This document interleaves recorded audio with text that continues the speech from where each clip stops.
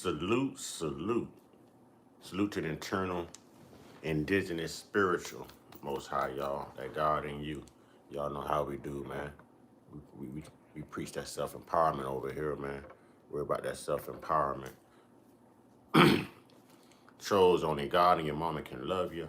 And last but not least, yeah. One time, yeah, I say one time. Yeah, I say one time. Hey, we got to get into this right away.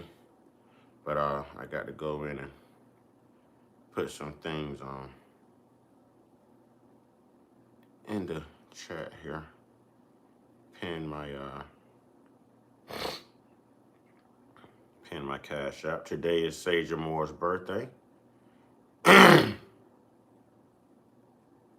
if you would like to send Sister Sage Moore something for her birthday, her cash app is $Sage Amour, SAGE AMOUR 18.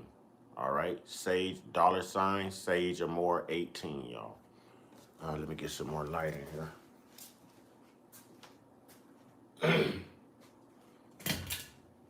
That may do it. It's a little better, but not all the way. All right, I got a feeling that's my Mother Earth right there, y'all. I got a feeling that's my Mother Earth, or that's Lala. All right, so I want to wish a happy birthday to my baby sister, Sage Moore. All right, and like I said, if y'all are feeling generous and want to make her day, you know, her cash app is $Sage Amour 18, SAGE AMOUR 18. This morning I want to get into something I've been trying to cover since I was informed of it, you know, thank you to Miss Lala. You know, and this happened in her home state. I had no clue that this even took place. I knew about the Philadelphia move bombing, if I can say that, but I had no clue about this. So today we pay homage. Today we make America face their iniquities, and I think this is why I enjoy doing this. Not racist, but I think it's racist of other people to ignore their afflictions upon other ethnic groups. So I never want my people, you know, to drop their guard, trust people who don't mean them well, or even trust those who try to whitewash history so that they never ever have to be held or deemed accountable.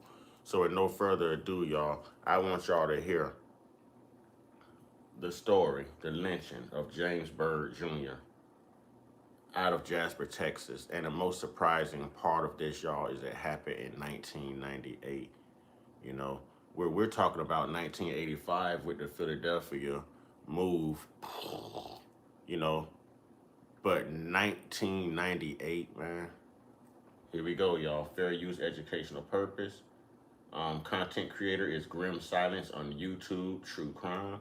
I'm gonna like the video, and let's get into it.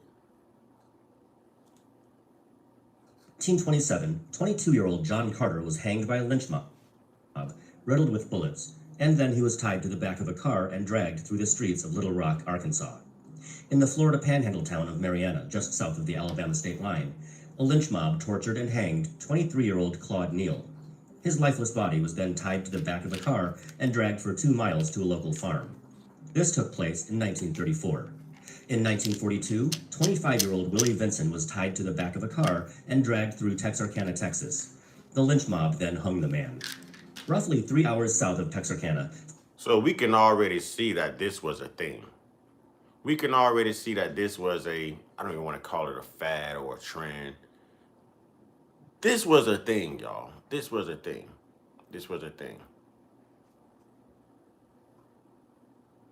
49-year-old James Byrd Jr. was savagely beaten and tied to the back of a pickup truck in Jasper, Texas. He was then dragged until his body was battered and torn beyond recognition.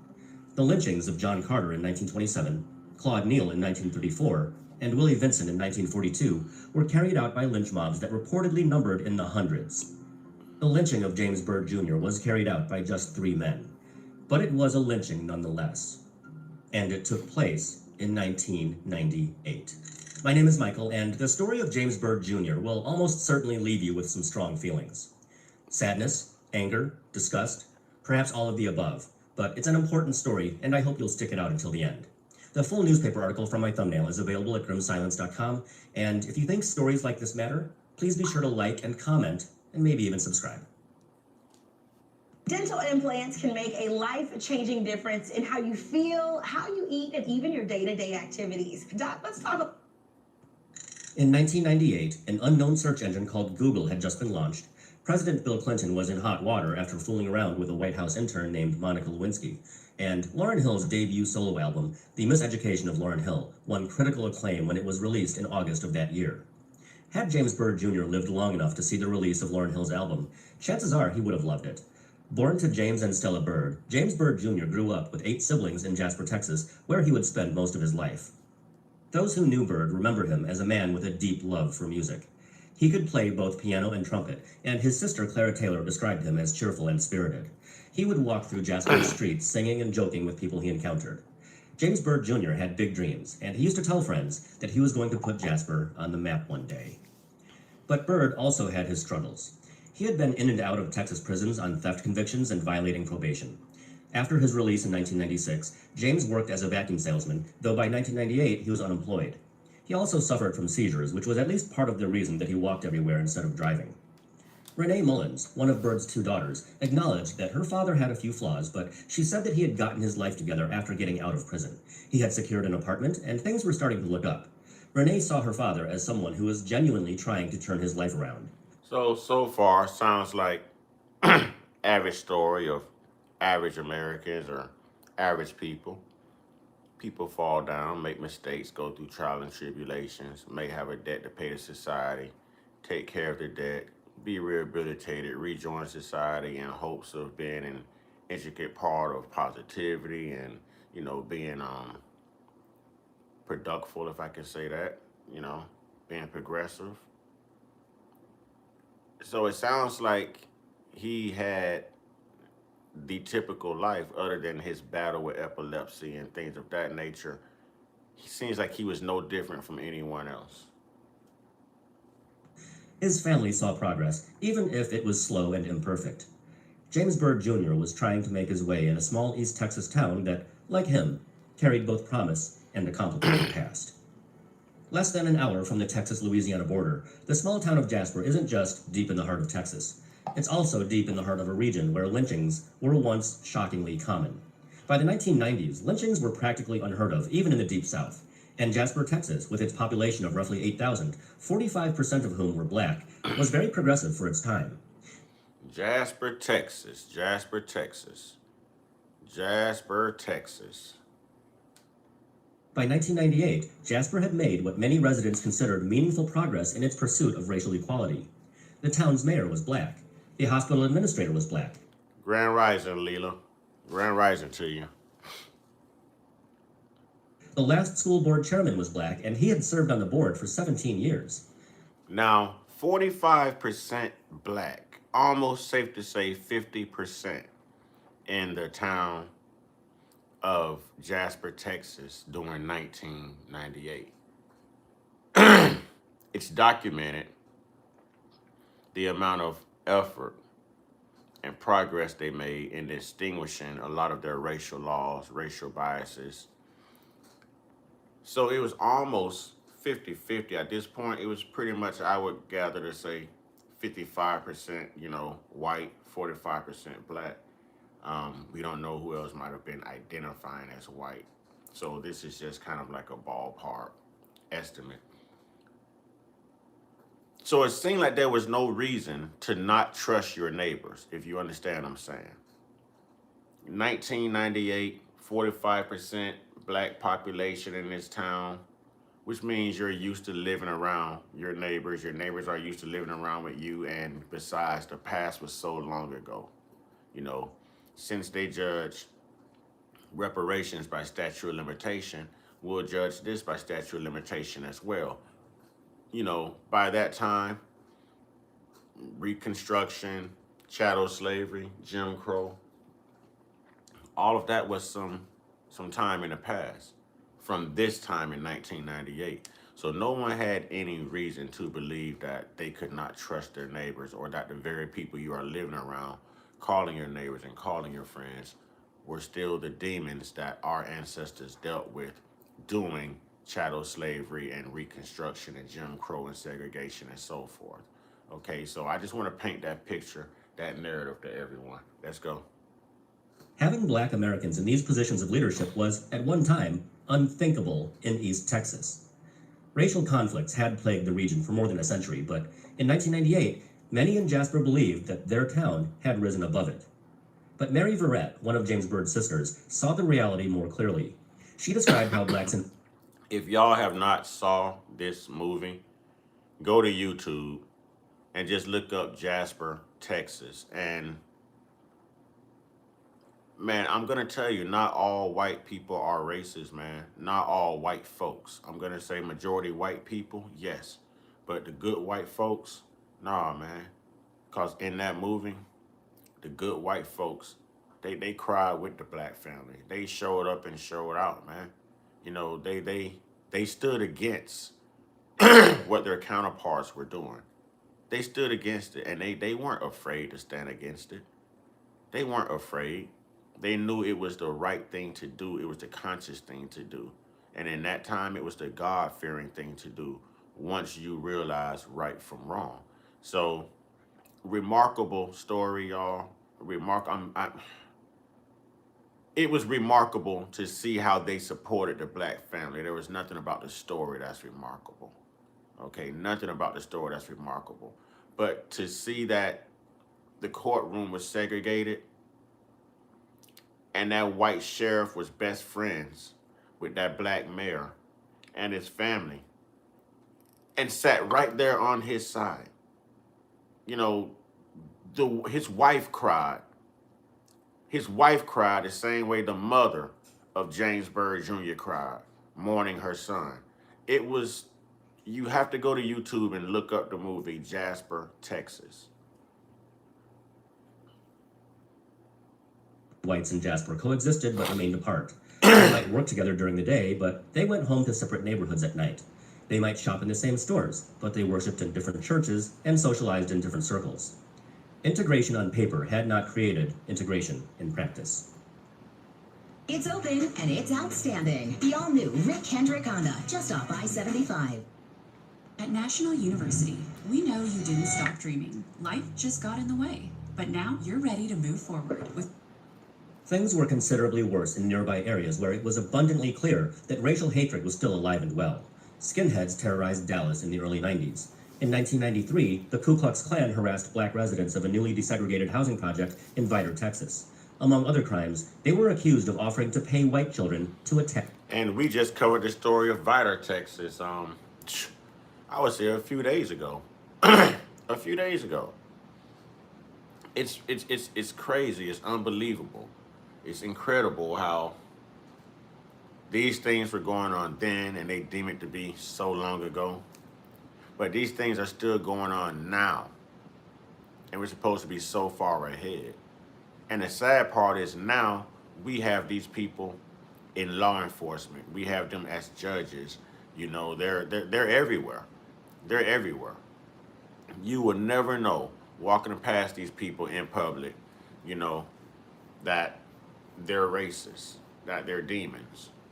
But when it's time for them to let you know, they have no problem being transparent, adding that clarity or that validity. They have not one conundrum, you know, displaying the truth. Black children. And in 1988, white law enforcement officers were accused of beating a black prisoner to death in the town's jail. The officers were eventually convicted. One of them was the local police chief. Meanwhile, Jasper residents pointed to their integrated schools, their black elected officials, and their relatively... Leela, wait a minute, Leela. You say your father was set on fire by racist co-workers? They were never prosecuted in New Jersey. Can you... I would really love to get that story if you don't mind. He was the only black on the job. that was a mechanic who could fix anything with an engine. Leela, do you have any way to, is there a link? Is there, where can I find that story?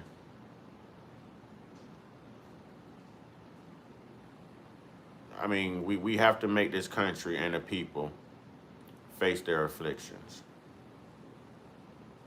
They're never going to be accountable, but, you know, nothing's to say that we can't hold them accountable, as we should. Ashbury Park Press.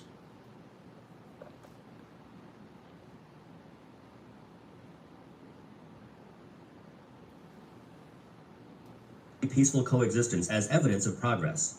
The town had largely avoided the racial ugliness that made headlines in other parts of East Texas. Many residents genuinely believed that they had created a different kind of community, one where race might still matter, but where violent racial hatred was a thing of the past. This belief would be tested in the early morning hours of June 7, 1998, when 3 white men shattered the illusion of racial harmony in the most brutal way imaginable. On the night of Saturday, June 6, 1998, James Byrd Jr. was surrounded by the people he loved most. He had gone to his parents' home for his niece's bridal shower. His 27-year-old daughter, Renee, had flown in from Hawaii with her 1-year-old baby girl. Many of Byrd's sisters were there, and Byrd held his baby granddaughter in his arms and bounced the little girl on his knee. Later that night, he left the party on foot. Walking from place to place in Jasper was not unusual for Byrd due to his seizures and the fact that he didn't have a car.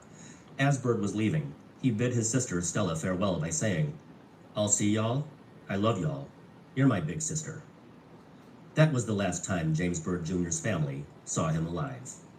Just after 2:30 in the morning on June 7, 1998, 3 white men were driving through Jasper in a gray pickup truck. The owner of the truck, 23-year-old Sean Allen Berry, was behind the wheel. With him were John William King, also 23, and 31-year-old Lawrence Russell Brewer. All 3 had done time in prison on either burglary or drug-related charges. When you get that information, please let me know. Please let me know. When we moved in our home, a cross was burned on our lawn and KKK marched down our street and up to our house. Yeah, man. Like they always say, "Oh, you're crying, you're playing victim, you're playing victim." We have lived this. We have experienced this. These are testimonies. These are testimonies. It's not playing victim. You can't play victim when something has really happened to you and you were victimized. You know? But, all right, so these are the 3 scumbags, y'all, that did that to James Byrd Jr. Why he trusted them, I don't know, but he was friendly with everyone. No one had a reason at that time in Jasper, Texas, due to the progress that they made integrating and being, you know, diverse. No one had a reason, Modo, Grand Rising, no one had a reason to believe that this type of behavior still existed. In the movie, you'll see them reach out to who is the most nefarious one of them all, King right here in the middle. This brother right here was he was like the racist of them all. Okay, that's great that your dad survived. Great. That I was wondering. That's great. But the 2 fathers, King's father, who was in a wheelchair, and Byrd's father, who was elderly, but still moving around pretty good, you know. To see them come together and talk towards the end of that movie, to see, y'all just have to go watch the movie. I don't want to spoil it, y'all. You have to go watch the movie. Jasper, Texas on YouTube. Jasper, Texas on YouTube. But this King guy, he was he was like the Donald Trump of today, y'all. Like it's crazy. It's crazy. The hatred was just. And all had been drinking that night. 2 of the men, King and Brewer, were avowed white supremacists with ties to the Ku Klux Klan, and they had the tattoos to prove it.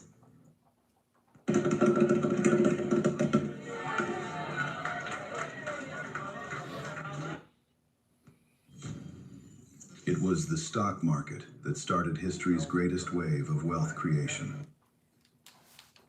The three men drove through town, eventually spotting James Byrd Jr. walking along the road. Barry recognized Byrd. According to some accounts, the two had reported to the same parole officer. Others said that the two men simply knew each other from around town. Regardless, Barry pulled over to offer Byrd a ride. My dad survived, by the way.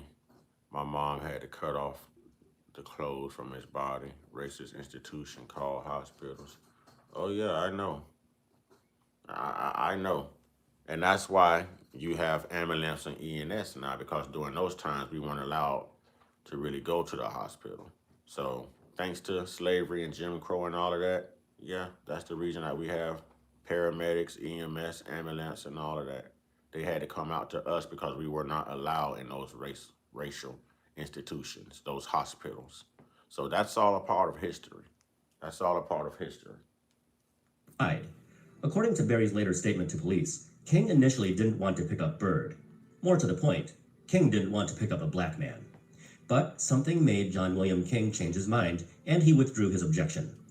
And with that, Byrd climbed into the... King didn't want to pick up a black man, but something made him change his mind. He could not defeat his racial demons, y'all. You know what I'm saying? He couldn't defeat his racial demons. If they're wearing clothes, how is he going to recognize their tattoos? That means that their tattoos were covered. Bed of the pickup truck, thinking he was getting a ride home. The truck made a stop at a convenience store before continuing on. Upon leaving the store, King took over driving Barry's truck, and instead of heading toward Byrd's apartment, King drove in the opposite direction, taking them away from town and toward a remote wooded area about 10 miles from where Byrd lived. What happened next is... Oh, see, that reminds me of the Philadelphia move incident right there, Leila. In 1985 was that? 85? Yeah, I think it was 1985. They let that burn for 90 minutes. Yeah, 1985. They let it burn for 90 minutes. The U.S. government did that, y'all. The U.S. government. And we had saw that before with Tulsa, Oklahoma, y'all, Black Wall Street. So it wasn't the first time. It's just we're the only people that the U.S. government has ever done it to.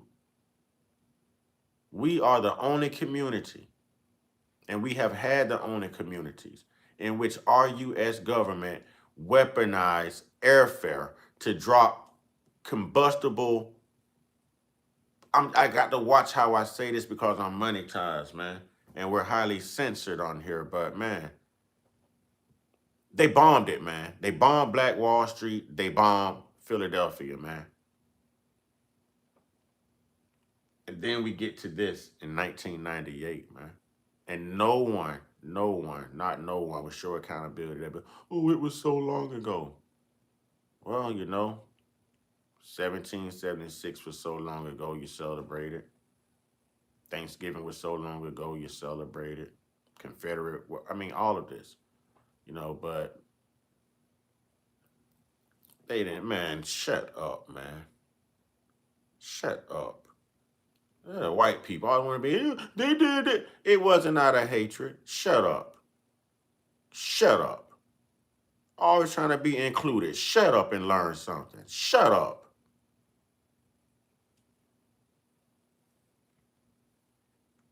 Upsetting, and it is not for the faint of heart. Please proceed with caution. King turned onto a dirt road that led... I said communities.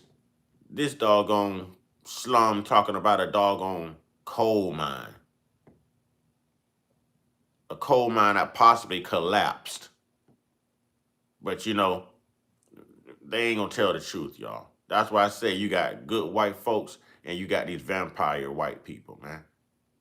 You know what I'm saying? Shut up. This ain't your time. This ain't your story.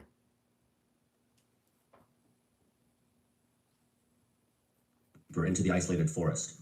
At some point, King said he was fixing to scare the out of the black man sitting in the back of the truck. What was supposed to be a friendly ride home had become a trap. King parked the truck and he and Brewer got out. While What happened next was a brutal beating that left Byrd bloodied and defenseless. Lawrence Russell Brewer admitted to spraying black spray paint into Byrd's face while King fought with Byrd. One of the men slashed Byrd's throat with a knife, though this wound would not prove fatal. The two men then tied Byrd to the back. All because he was black. All because this guy was black. They could have simply drove past him, hurled the N-word as they do, middle finger, and keep going. He changed his mind on giving his brother a ride. At first he said no. Then he considered it because he had already considered the demonic acts that he was going to perform, the racial disparages he would take this guy through, the injustices, the pain that they would make this black individual feel just for simply being black, y'all. Just for simply being black, y'all.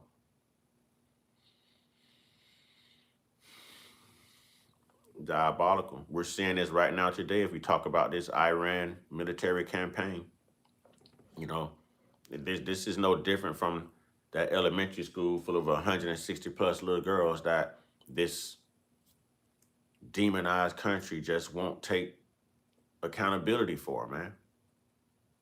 They take accountability for nothing, but they want to be included in everything and lie about everything and make their lineage and their culture look completely flawless when we know that it's tainted as hell. It's tainted. Back of the vehicle, as if they were reenacting one of the many similar lynchings from decades earlier. Byrd was secured to the rear of the truck at the end of a 24-foot-long logging chain. The chain was wrapped around his ankles. As King prepared to drive away with Byrd chained behind the truck, he made a reference that would only be meaningful to those familiar with racist ideology. King said, quote, "We're going to start the Turner Diaries early." The Turner Diaries is a white supremacist novel that depicts a not-so-distant future in which genocides are carried out on black people and other minorities. The book has been called The Bible of the Racist Right and a handbook for white victory. I don't remember the teeth that I was born with because my body has adapted to these babies right here. King put his foot on the gas and started down They denied January 6th. No. They take credit for that. They're proud of that. They're proud of that. Yeah, I tell people all the time the lie should have quit when the internet hit. They did not think things through when they released this thing called the internet. See, they could burn books. They had the United Daughters of the Confederacy get together and rewrite everything in our school textbooks and everything to whitewash history and make white culture seem so subtle and everything picks up from slavery. But they don't tell the truth. But thanks to the internet, thanks to truth seekers, truth speakers, thanks to those who have the ability to doubt what these people say and what you're told and what's passed down to you, including religion, this fake white Jesus. Man, knowledge is power, man. Knowledge is power. And, we have these evil white counterparts, these racists that are coming here. Just because we're simply talking about this and bringing it to light, they'll come in here with the most racist antics, y'all.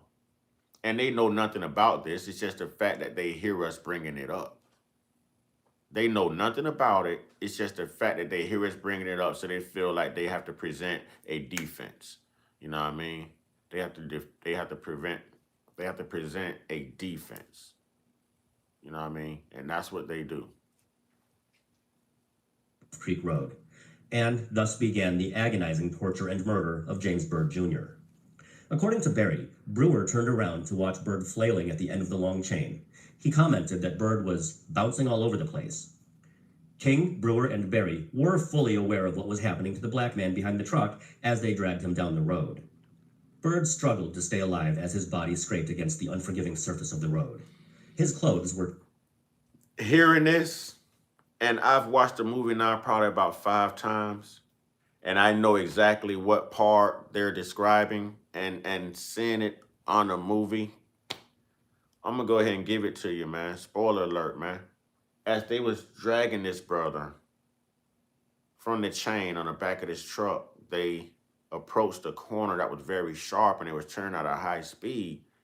And this brother was struggling, moving his body as the clothes was being burned off him, as his flesh was tearing away from the asphalt of being drug at high speeds. He was still trying to keep his head up off the road, y'all. And as they came around this curve on the movie, it threw him. I don't remember what it threw him into, but it was sharp. And it separated his left shoulder and his head from the rest of his body. And he was alive up until that point, y'all. This brother was alive up until his left shoulder and his head was separated from his body.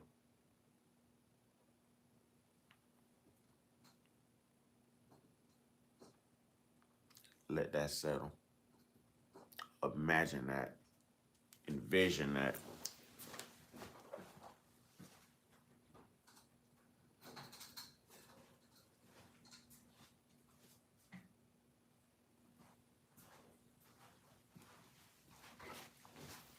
Imagine that and envision that. And the sad part is today's racists would still be proud of that. Proud of our terror because they feel like they're upholding dominance and supremacy and control. When these rigorous acts of hatred destroys people's life and it destroys people's faith and trust.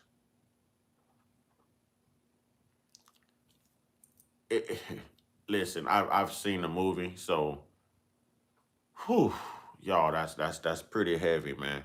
On this very part right here, once you go watch that movie, you'll understand. You'll understand. Torn away, as was much of his skin. Parts of his body were ground down to the bone. Byrd fought to lift his head and keep it from dragging on the pavement as the rest of his body was ravaged by the asphalt. After about 1.5 miles, or about 2.5 kilometers, the road curved sharply to the left. The truck turned, causing Byrd's body to swing violently to the right side. His head and right arm slammed into a concrete culvert with tremendous force. The impact was so powerful that it severed his head, neck, and right arm from the rest of his body. A pathologist would later testify that Byrd had been alive and conscious until this moment. The truck came to a stop near... It's the same title. It's called Jasper, Texas on YouTube. This is disturbing, y'all, because I've already watched the movie. And just hearing them kind of narrate the story, it takes me back to certain events in the movie. And when they showed that in that movie, man, if you have a problem watching Roots, Higher Learning, 12 Years a Slave, you know, any of those, man, whew. That movie right there definitely make you set it off, man. I'm just telling you. 1985, that let Cheetos know he could do anything. He talks to Proud Boys every day. Yeah. That movie right there. Whew, man. And then with the movie Sinners coming out and seeing that and understanding the nature of sinners, I understand these people's behavior. You start to understand their lineage of evil. So salute to everyone who played a part in the movie Sinners. I'm trying to give my mind a break because I've watched this and it's hearing them say it is nothing like seeing the movie. I guarantee if you think you are a racist white person and you watch that movie, I guarantee you'll realize you're not as racist as you think. And all you have to do is imagine someone black doing it to one of your family members. Imagine if black people rallied and did the same exact thing to them that they have done to us in the past. Imagine if somebody actually did this to one of their children, to one of these people out here who's homeless or hitchhiking or, oh my God, man. Oh my God. You have to have some a same mentality to watch these movies about how bad they've done black people. Yeah, you can view them while you're sane, but by the time you're done watching it, you're balancing a level of insanity with your sanity. You know, Crystal, you're right. That is their biggest fear. And maybe they need to know what fear is like. Maybe they need to know what fear feels like.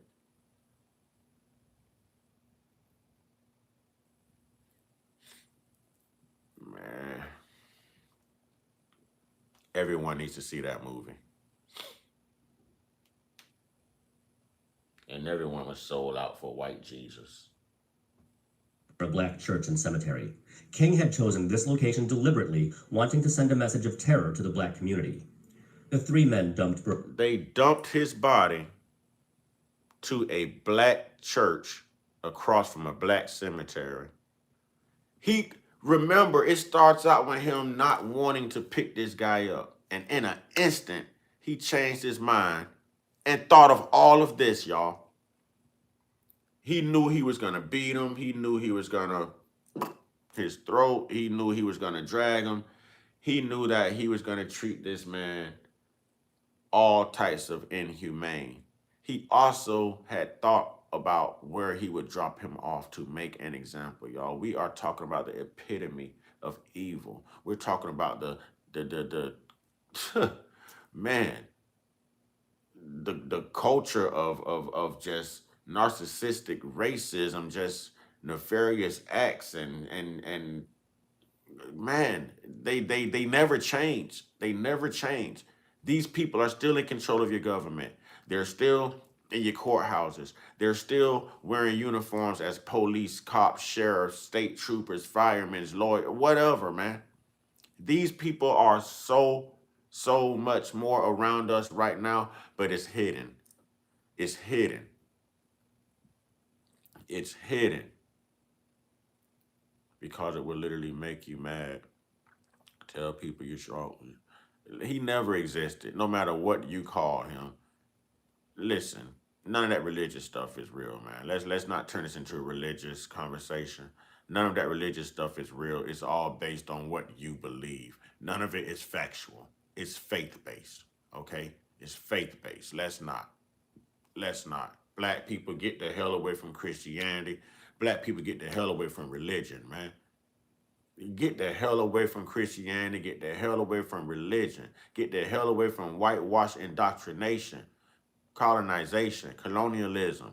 Come on, man. Step the hell away. It's time to wake up. It's not real. Jesus ain't real. Yeshua ain't real. It don't matter if he was black or white. He's not real. He does not exist outside of the Bible. The same way green eggs and ham did not exist outside of Dr. Seuss. Come on, man. Come on, black people.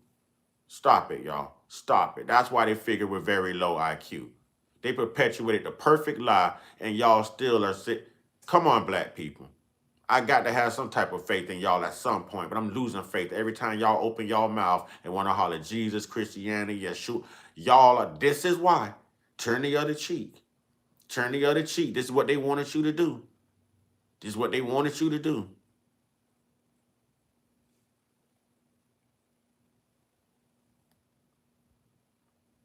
Byrd's torso at this spot, and then they drove away, leaving behind a scene that nobody in Jasper was prepared for. June 7th, 1998 began as a beautiful Sunday morning in Jasper, Texas. The weather was cool, there wasn't a cloud in the sky, and area churches would soon be welcoming parishioners. But by 8:45 a.m., a local resident walking near the Huff Creek Chapel and Cemetery made a discovery that would haunt the community forever. Scattered along the rural road were human remains so severely mutilated that investigators initially struggled to determine what exactly they were looking at. The victim's torso lay between the church and cemetery, completely unrecognizable as human. Byrd's head, neck, and right arm were found approximately 1 mile away from the torso, torn from... They found his head, neck, and arm approximately 1 mile away from his torso, y'all. Where they hit the corner and his body parts, his limbs was ripped away, and they began to just drag his corpse onto this black church across from this black graveyard. You know, this is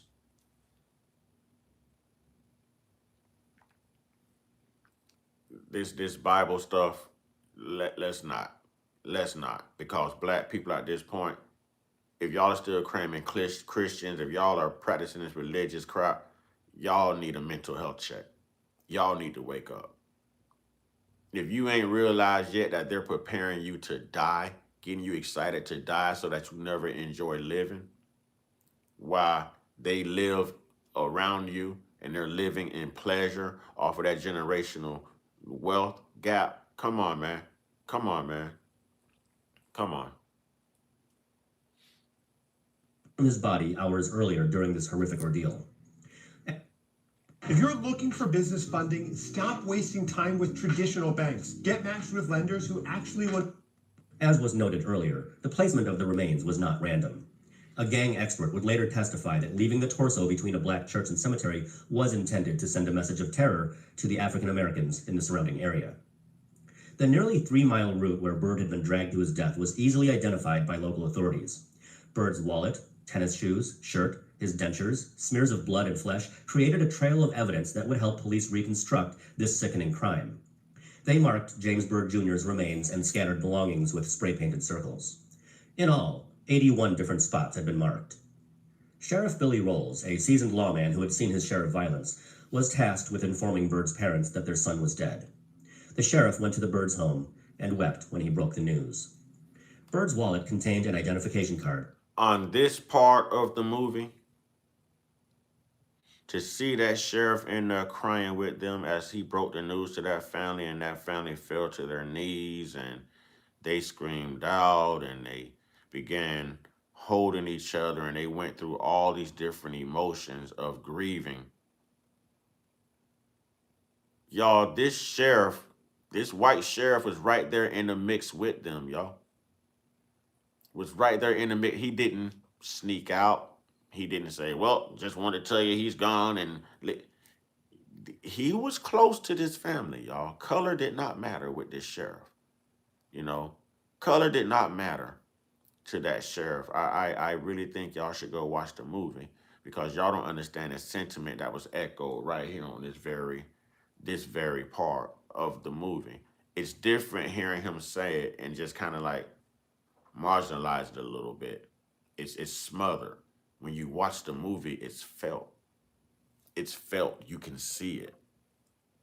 It didn't matter that the sheriff was white. It didn't matter that the Byrd family was black. This sheriff actually cried with this. Y'all have to go watch that movie. You have to watch that movie. But it was of little use in identifying the remains found on Huff Creek Road. The mutilation was so severe that visual identification against Byrd's wallet photo proved impossible. Margaret Tukes, who knew James Byrd, lived near the spot where Byrd's head and arm were found. She went to the scene along the road. She wanted to know if she knew the victim. Tukes Can we find any stories of us doing this to them? Can we find any account of us doing this to them? This is what I want to know. I hear so many stories of them doing this to us. Can we find any accounts of us waking up and doing this to one of them? Can we? Hell, I don't even think Nat Turner did nothing like that, man. My God, man. All right, Shakita says, nope. I'm with you, Shakita. You know what I'm saying?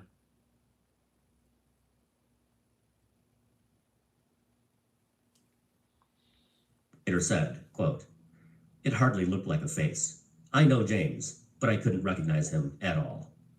Authorities had to rely on fingerprint records to confirm his identity. The crime scene revealed. You watch that movie.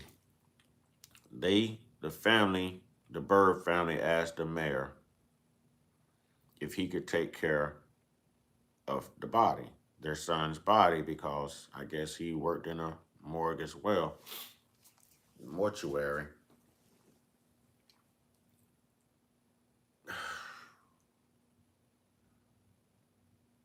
What he had to work with, what they called a corpse, what they recovered.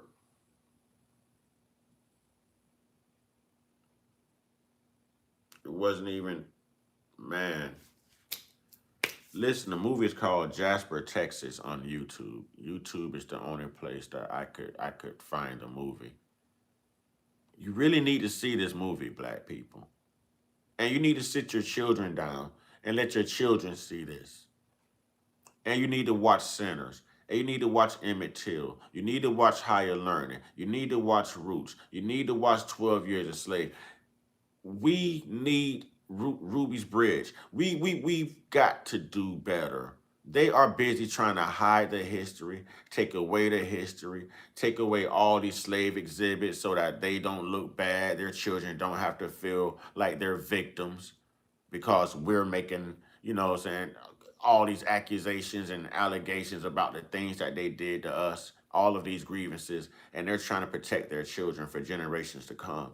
The same way they protected them and this orchestrated supremacy, you know, this white supremacy for years, decades, centuries, y'all. It's just time. It's time to peel back the onion, y'all. That part of the movie, what they had sitting there on that, whew, the pictures they showed in court, man. Have we ever done this to them? Have we ever done this to them? And if the answer is no, then you should understand why they are doing it to us. Because they have no idea how it feels. The law backs them. We watch these people do things to our people all the time, and it's immunity, immunity, immunity. Not guilty, not guilty, not guilty. Or the lightest sentences, or the lightest bonds, or they've got connection, or they got money for great attorneys, while we watch us get railroaded in the system. Each and every day, we're watching families still fight for justice because of these people egregious, nefarious, racist acts. And we just continue to exist every day like it's nothing. We continue to go on every day like none of this means nothing, and everyone's so trustworthy, and everyone's so loving, and everyone's so accountable. Everyone's so Christian-like. God is so good. Where the was that God? Where the was Jesus when James Byrd Jr. needed him? Where the is Jesus when a black man is in a courtroom in this system of white supremacy and systemic racism? Where is he when a black man is being sentenced or a black woman is being sentenced or those families need justice? Where the is that white Jesus? Where the is that God? Where? Where the is the justice? Oh, y'all forgetting the Bible, God condoned all of this. God condoned all of this. God condoned slavery. God condoned hate. He condoned all of that. Yes, in that Bible. Yeah, the God in that Bible are the same people right here doing this. It was the white people. They wanted you to fear them. That was that God in that King James Bible. These racist white people. The same things were going on, even right now with the whole Jeffrey Epstein stuff. They was doing that to little kids in the Bible too. It's in there. It's in there.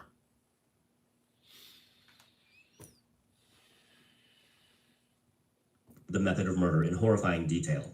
Byrd's shredded torso was found shirtless, with his pants and underwear around his ankles.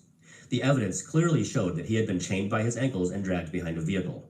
The 24-foot logging chain used in the attack was recovered at the scene, along with other physical evidence that would prove crucial in the investigation. While investigators processed the gruesome scene, they got an unexpected break in the case. A witness reported seeing James Byrd Jr. in the back of a gray pickup truck. On this particular part, there was a young black adolescent who was terrified, and there was a black deputy that he had approached. And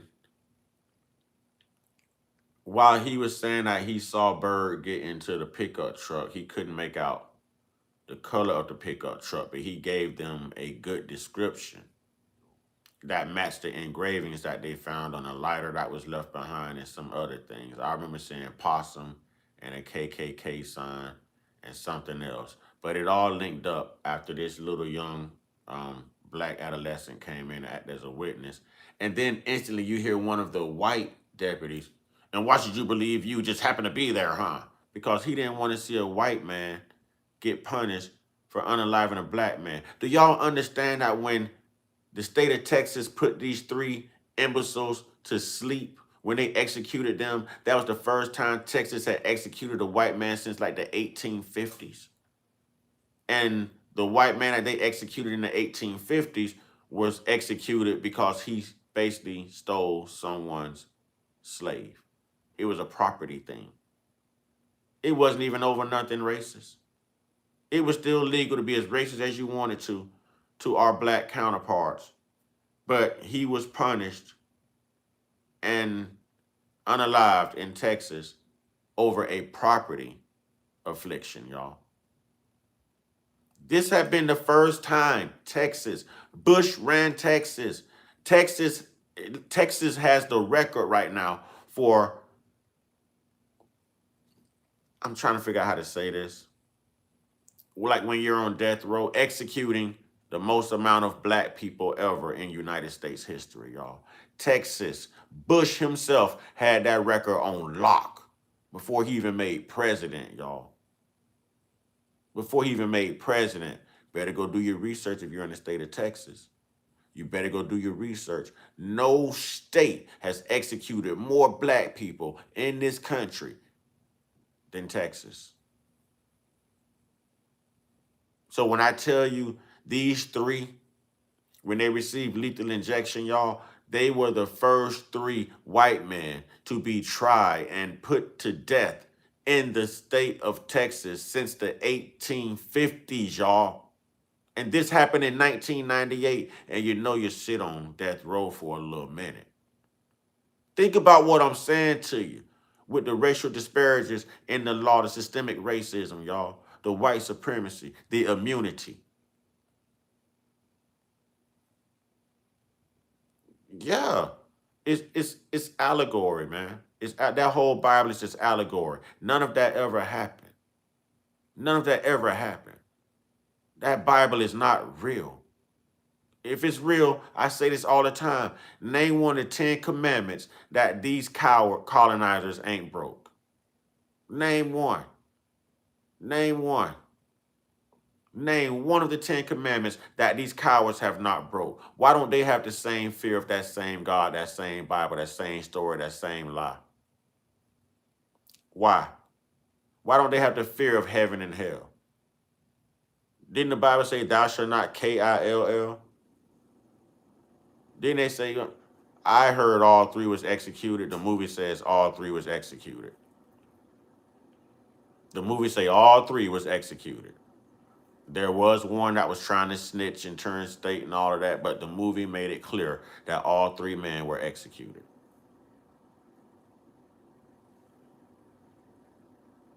During the early morning hours, this witness account led authorities to trace the vehicle to Sean Allen Berry, who owned a gray pickup truck matching the description. The three suspects had already attracted police attention for an unrelated crime. King, Brewer, and Berry were being investigated for a restaurant break-in after officers found them with a large supply of frozen meat. If your child was sexually exploited, abused, or pressured to share explicit content by someone they met on Roblox, Physical evidence at the crime scene pointed directly to the three men. Listen, Texas and Florida and Mississippi and Alabama, all them southern states, man. Boy, the white people had the racism on lock, boy. These was the worst of the worst white people, man. You know what I'm saying? This was the worst. No, don't come here telling me to do my research, homie. Don't come here telling me to do my research. You gonna argue with a movie and a full documentary. You do your research. You see, you one of the people that think you know everything. Get the hell up out of here, man.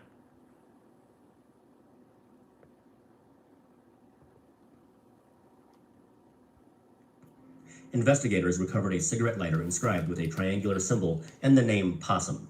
The triangular marking was identified by authorities as a symbol for the Ku Klux Klan. Witnesses later confirmed that Possum was John William King's prison nickname, establishing a direct connection between King and the crime scene.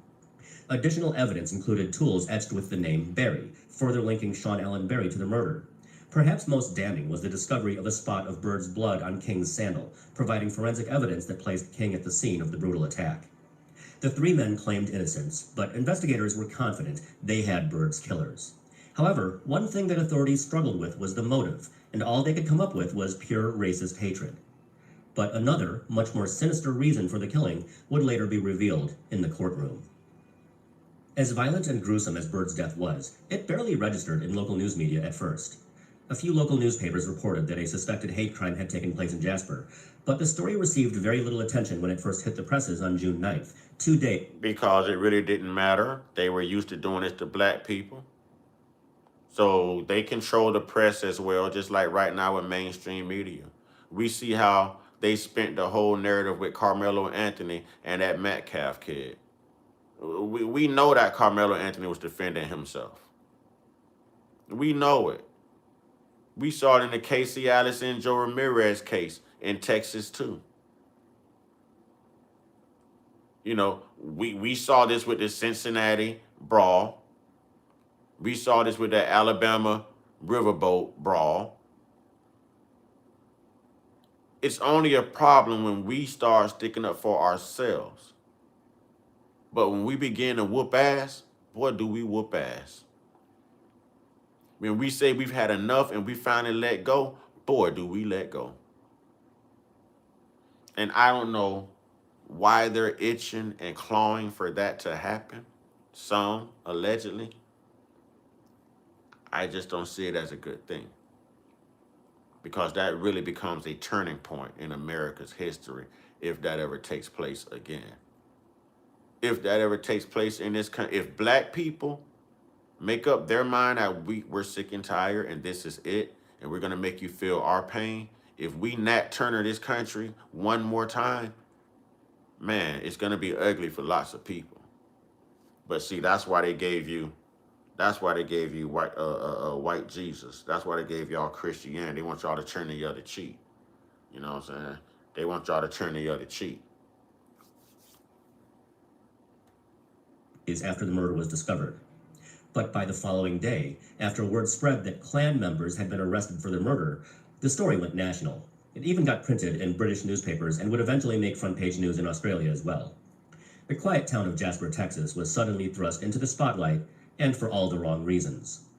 The town was already in shock from the horrifying manner in which James Byrd Jr. had been murdered, and the pain of that loss was about to be amplified by an enormous amount of unwanted attention from national news outlets.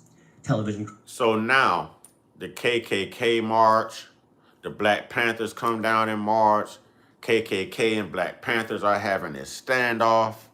Oh, it got ugly. It got ugly.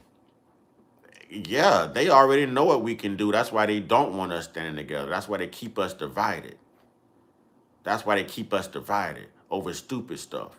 Religion, politics, you know what I mean? The homosexual agenda. They want the dark, they hate the light skin, the tall, they hate the short. It's the Willie Lynch effect, man. It's the effects of the Willie Lynch letter. We'll never stand together. We watch everybody else stand together. We watch the J community stand together. We watch these imported, not real Native Americans stand together. You know, we watch Latinos stand together. We've watched white supremacy stand together. We won't stand. We won't stand. We won't stand. It won't happen. It won't happen because you got too many bougie, boule, raccoon-infested black people. You know what I'm saying? And you got too many Christians out here that's scared. They want to turn the other cheek in Jesus' name. You know what I'm saying? Who gives a damn? Who gives a damn? You know what I'm saying? The way I feel, Jesus can get it too. Who gives a damn? Crews, journalists, and satellite trucks descended on Jasper, Texas overnight. People of Jasper feared that their town would be forever branded as a place of racial intolerance, the very thing they had worked so hard to keep at bay. Dealing with the fallout of Byrd's lynching and the events that followed would prove to be a monumental challenge, and Jasper would have to rise to the occasion while news crews documented every last moment. Play now. You're one sentence away from launching your website with Base 44. Since the beginning of the internet, there's never been such a fun, fast, and intelligent way to... White residents of Jasper were quick to join their black neighbors in condemning the three white men who had... See? White residents were quick to join the black... See what I'm saying? I told y'all. I told you. Definitely need more that think like you, brother.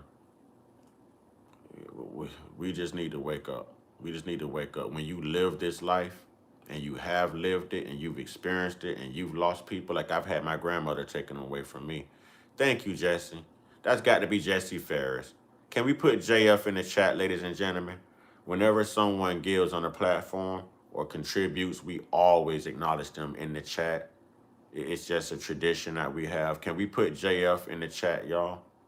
Can a few people just put JF in the chat just to thank him, you know, for acknowledging the platform, the work we're putting in. You know what I'm saying? What's up, brother? What's up, brother? I appreciate you. I appreciate you, Jesse.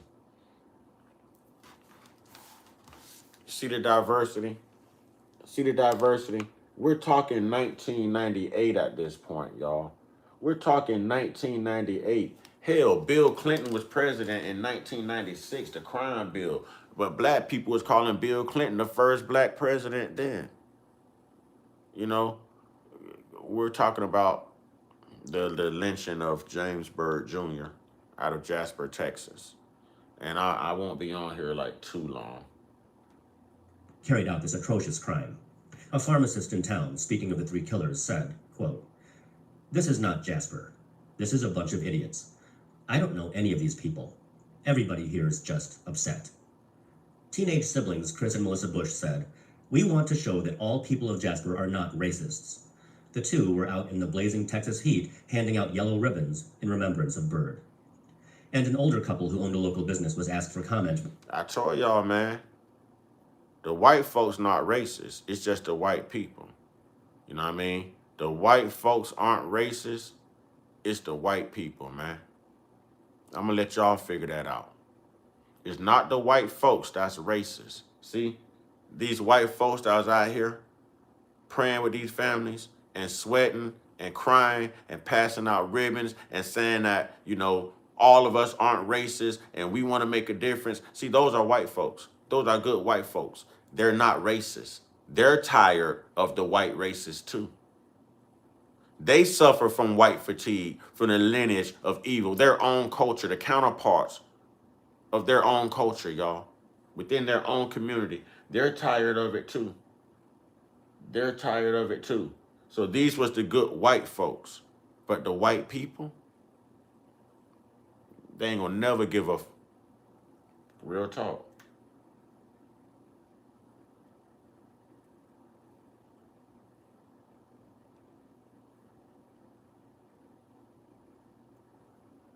This atrocious crime. A pharmacist in town, speaking of the three killers, said, quote, "This is not Jasper. This is a bunch of idiots. I don't know any of these people. Everybody here is just upset." Teenage siblings Chris and Melissa Bush said, "We want to show that all people of Jasper are not racists." The two were out in the blazing Texas heat handing out yellow ribbons in remembrance of Byrd. And an older couple who... See? Good white folks. White people ain't finna do that. White people gonna be, hell yeah, since 1776. The same white people that's MAGA, the same white people that's proud of the U.S. destroying 160-something girls in an elementary school in Iran, the same people who back the J community and they doing right now. Yeah, it's... Owned a local business was asked for comment by the nightly news program Nightline. They said that the general sentiment around town was that they should build a gallows and hang all three of the perpetrators. Storefronts called for unity and asked for prayers, not just for the Byrd family, but for the town of Jasper as well. As arrangements were being made to bury James Byrd Jr., NBA star Dennis Rodman told the Byrd family that he would pay for the funeral. Rodman was known for seeking out the limelight with his goofy antics off the basketball court. White people started racism. That's an easy question. Europeans. It's not one place they haven't been carrying out these racial tactics and agendas. It's them. They're just unaccountable. They're very unaccountable people. But yeah, it starts with the Europeans, the Romans. Yeah. It's them. We don't do stuff like this. We don't do this.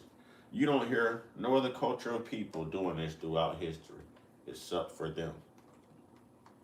You hear about the Arabs, but the Arabs wasn't as bad as these people were. Nothing was as bad as chattel slavery and racism in America. Not in America. Hold on.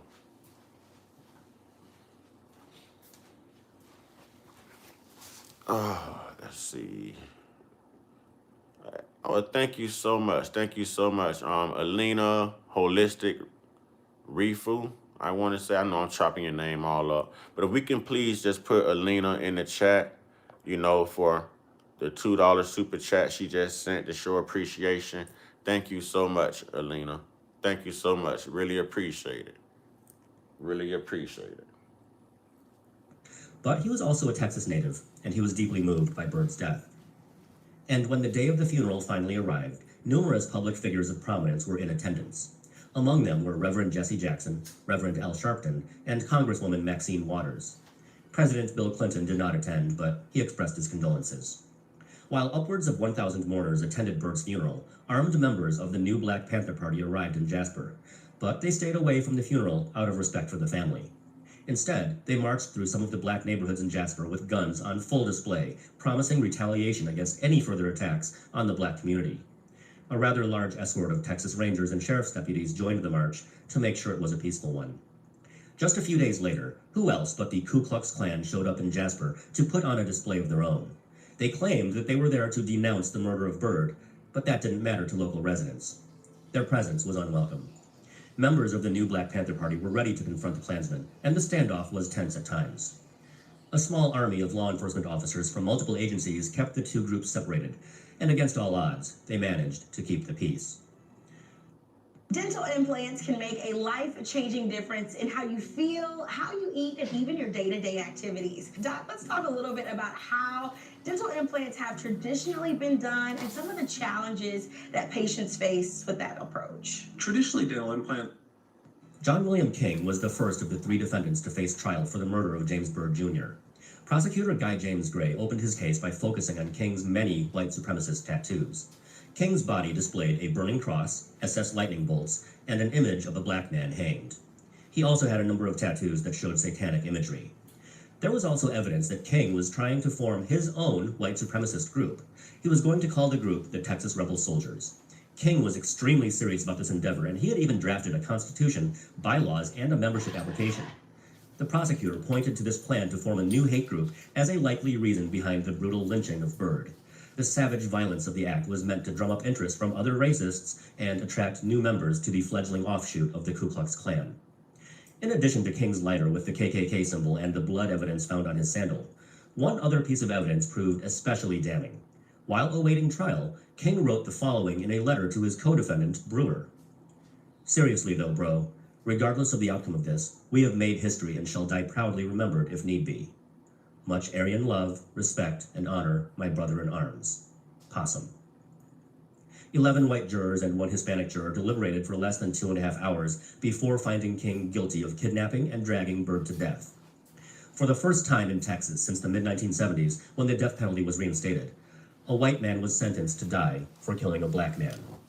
The prosecution of Lawrence Russell Brewer also featured white supremacist tattoos, one of which displayed the words, "Death before dishonor," arranged around the same Ku Klux Klan symbol seen on King's lighter.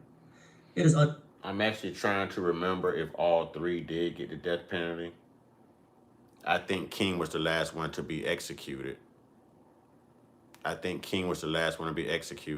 When they sentenced him, when they found him guilty, and he walked out of the courthouse, and they were shoving all of the press aside, and They were shoving all the black people aside so that security could get him back in the transport van. One of the reporters asked him, "Do you have anything to say to the Byrd family?"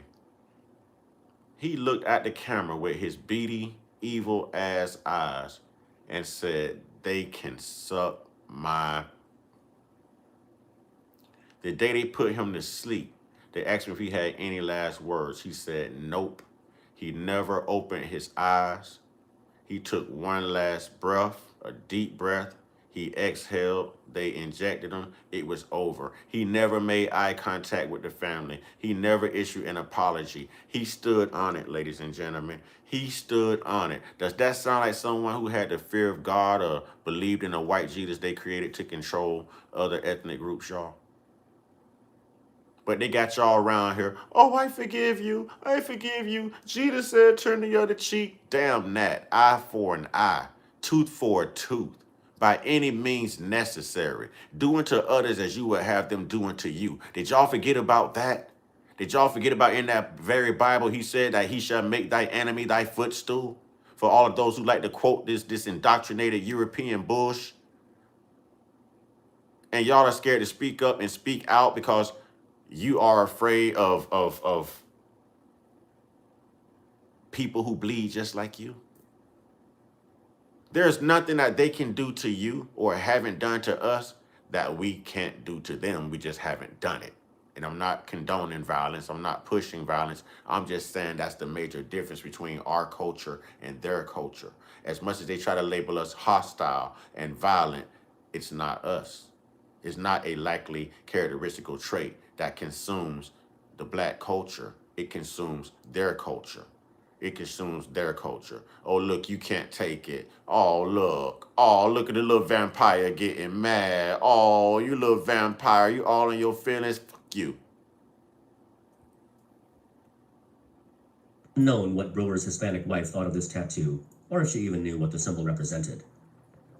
In court, Brewer was unable to maintain the cold, unrepentant facade that one might expect from a white supremacist. Faced with the prospect of dying for his crimes, Lawrence Brewer was reduced to tears as he claimed innocence. He said things like, "I didn't mean to cause Byrd's death," and "I had no intentions of killing nobody." He blamed Barry, not King, for slashing Byrd's throat and chaining the man to the back of the pickup truck.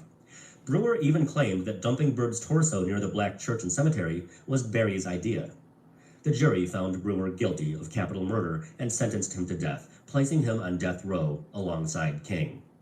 After the trial was over, Brewer wrote a letter to King.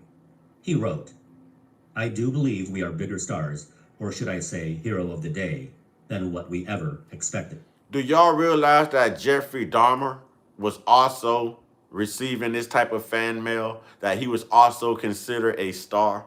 That these people are sick. They're worried about being martyrs and celebrities and being remembered in history for these evil acts of iniquity. Jeffrey Dahmer was the same way. Do y'all know how much mail Jeffrey Dahmer received? Do y'all know how they looked at Jeffrey Dahmer because of the things that he did? Yep, Paul Manson was another one. These people are the lineage of evil. Evil. That's why they get mad when you expose them. Y'all to just see the little vampire, bro, shut up. Because they don't want the truth out there. That was supposed to be hid. Yeah, we know about the United Daughters of the Confederacy. We know about y'all rewriting them damn history books in your white public educated schools. We know about it. We know about it.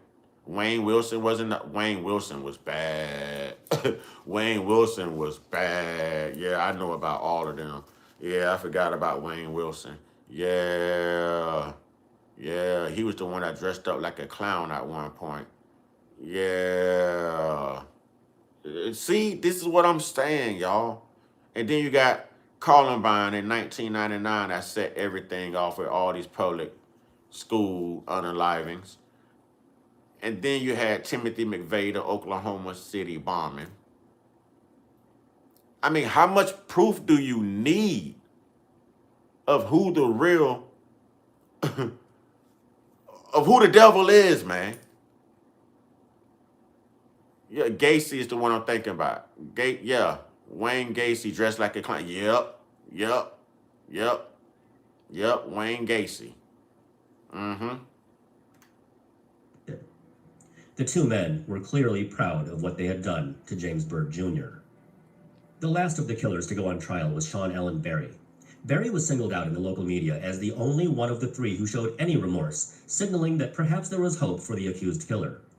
Berry claimed that he had tried to stop the attack but was threatened by King, who suggested that Berry might suffer the same fate as Byrd.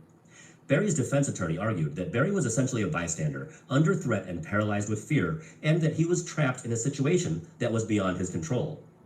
According to Berry, he was so terrified by the actions of King and Brewer that he wept. This guy might have got life. He might have got life. I'm not sure. I remember this part of the movie. He might have got life. His pants, perhaps trying to embellish his claim of innocence. An examination of his clothing had revealed only trace amounts of urine. In his closing argument, the prosecutor told the jury, Sean Allen Berry chose to be with King and Brewer. He chose to pick up Mr. Byrd. He chose to drive him to a secluded spot. He chose to beat him down, kick him, and chain him like an animal to the back of the pickup truck and drag him over 3 miles. James Byrd did not choose to be left decapitated in front of a church. The all-white jury found Berry guilty of capital murder, he got life. but they spared him the death penalty that his co-defendants received. Berry was sentenced to life in prison. So that guy was actually right. The guy that I kicked out of here, he was actually right. He was actually right. He was actually right. I just don't like the way he came in saying it. So it still screw him. But he was actually right. With the possibility of parole after serving a minimum of 40 years. Berry's first eligibility for parole will be in 2038. Despite the enormous tragedy of the lynching of James Byrd Jr., silver linings would emerge in several forms. As a way of honoring the memory of their beloved James, the Byrd family established the Byrd Foundation for Racial Healing. Their mission is to promote racial healing and cultural diversity through education. In 2018, I give the dad credit because the dad kept saying from day one when all this jumped off, he kept saying that he didn't want any more violence. He didn't want this publicized. He didn't want any more bloodshed. You know, the old Christian, fear of Jesus type bush they give you. You know what I mean? Boy, this right here happened to, and then you think about what happened to Rodney King, y'all. And none of those officers were prosecuted that I remember. And that was all caught on camera. That was all caught on camera. Tell people the reason why it would be bigger than big. Foundation marked the 20th anniversary of Byrd's death by unveiling a memorial bench on the grounds of the Jasper County Courthouse. The bench bears the message, "Be the change that you want to see in the world." Jasper also named a park in Byrd's honor. The most significant outcomes, however, were legislative. In 2001, the Texas State Legislature passed the James Byrd Jr. Hate Crimes Act, which provided increased penalties for hate crimes such as those motivated by a victim's race, religion, or skin color. The federal response took longer but proved more comprehensive. In 2009, President Barack Obama signed the Matthew Shepard and James Byrd Jr. Hate Crimes Prevention Act into law. This federal legislation expanded hate crimes protections, and it included crimes motivated by sexual orientation, gender identity, and disability. Just a few months after the murder of Byrd, Matthew Shepard was beaten to death in Wyoming for being gay. In 1998, the town of Jasper feared that it would become known for the lynching of James Byrd Jr. and nothing else. Thanks to several books, a cable TV movie, occasional mentions in the media, and, if I'm being honest, videos like this one, that might actually be true, at least to some. Jasper, Texas, and the lynching of James Byrd Jr. are inextricably linked. But that doesn't have to be a bad thing. It's worth remembering how the people of Jasper came together in the wake of Byrd's murder. They showed unity and strength of character when it mattered most. And most of all, I'm going to go on record and say that they most certainly, indubitably, did come together. It wasn't the black and white separation we even see now today. You know, when this happened to Trayvon Martin, Michael Brown, Sandra Bland, Breonna Taylor, Philando Castile, Terrence Crutcher, when this happened to Dwight Clark, Sonia Massey, Freddie Gray, Eric Gardner, Rakita Boyd, George Floyd. I mean, I can go on forever. We didn't see this type of coming together. It was more like, oh, you know what? Comply or die is what they were saying. Comply or die. Should have listened. Blue lives matter. All lives matter. White lives matter. That's what we were seeing during those times. But at least Jasper, Texas, in 1998, found a way to come together. They were tried and acquitted for Rodney King. King got a million smoke. That's what I say. I don't remember them being punished. That's exactly what I mean. They were tried, but they were acquitted. That's the immunity I was speaking of. I don't remember them ever really facing any, I don't know. And that was almost reminiscent of what happened to Tyree Nichols? Brother Tyree Nichols? I think only a few of them got charged, and then the brother that they unalived in jail, in prison, those 10 or 11 prison guards, security guards, they all got off too. And this was like maybe a year or two ago.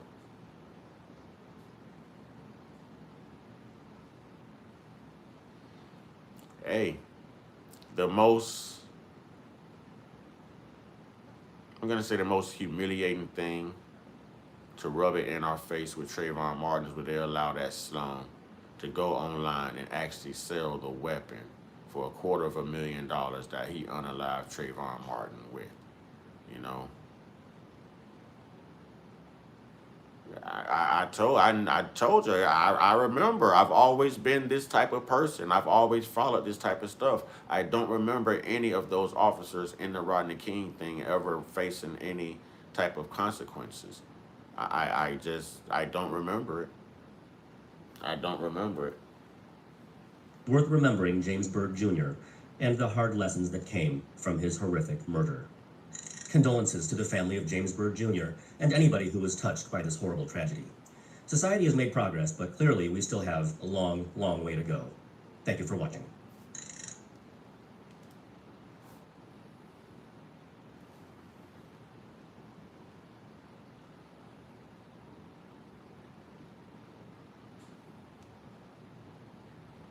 Okay. Now the next thing I'm going to touch on here,